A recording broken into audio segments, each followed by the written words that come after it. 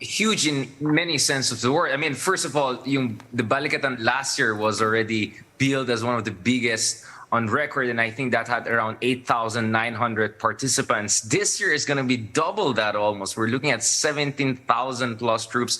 12,000 of that will come from the United States, 5,000 from the Philippines, and then a few hundred from our other like-minded partners and allies, especially Australia, which has a status of forces agreement also with the Philippines, not to mention observers from Japan. Now, the thing is, just this week, we had the Salaknip exercises, which means, of course, shield in Ilocano. And this was also important because we had island defense or archipelagic defense exercises. And in fact, we were applying lessons from Ukraine, how Ukraine used advanced missile systems and weaponries to beat back a giant like Russia. We're already applying that in the case of defending the Philippines if ever there's an invasion of Luzon or key islands of the Philippines.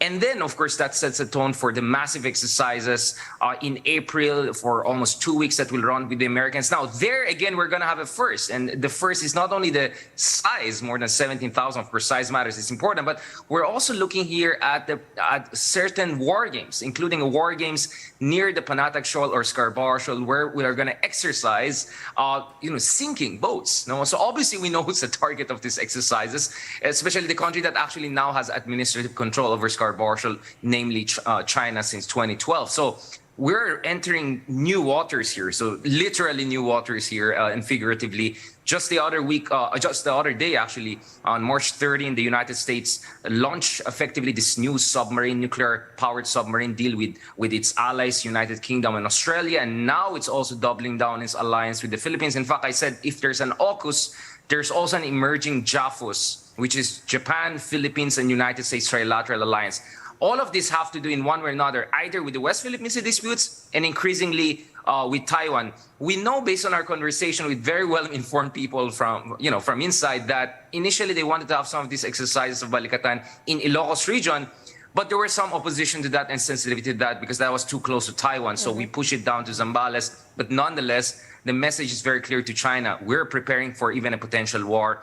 And the best way to prevent war is preparing for it. So this is really about deterrence. Just taking a look at what's happening now, who do you think has to benefit the most from these drills?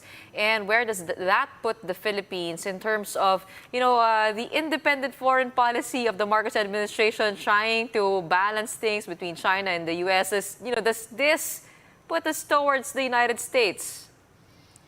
Right, and that's a great question. I mean, if you listen to Marcos Jr. during the presidential campaign, right, he sounded very different. In fact, he sounded more like former President Duterte and sounded more like his sister, Senator Amy Marcos. This idea that we don't want to be involved in the supposed intramural of superpowers, we have to be neutral. He barely talked about the U.S. alliance, but here we are.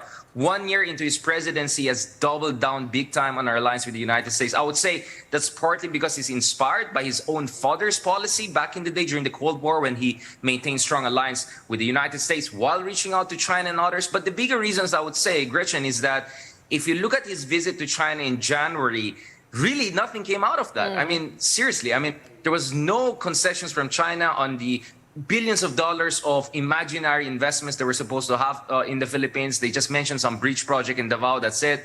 Nothing about high-speed railway, big-ticket infrastructure projects. But more importantly, we can clearly see President Marcos Jr. was kind of tortured when he wanted to explain what concession he got in the West Philippine Sea. Barely anything. Just like a recognition by President Xi Jinping supposedly na dapat tulungan natin yung ating mga isda or something like that, right? So he got nothing really from China on the most important issues, which is West Philippine Sea and infrastructure investment.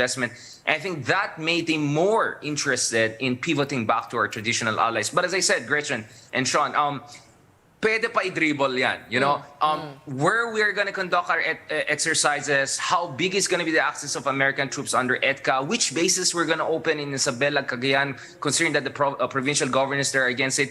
Pwede dribble lahat yan. Those are going to be things that we're going to tweak. So the menu is there, which is an EDCA, expanded EDCA. But the ingredients that we put into the dishes into this menu, lulutuin pa yan. So we can still do a lot of things around it. My argument is that far from provoking China, this actually gives the Philippines leverage. Because now the Philippines can go to China and say, hey, if you're not going to give me any concessions, I'm just going to tighten the noose and go more and more into a U.S.-led alliance, which is JAPHUS. I'm going to help with AUKUS. I'm going to cooperate with Australia. But maybe if you give me more concessions, then maybe next year's EDCA will not be as aggressive and not as much about preparing for a potential war with you. So I think the Philippines is in a strategic sweet spot. And let's see how President Marcos Jr. will make the most out of this.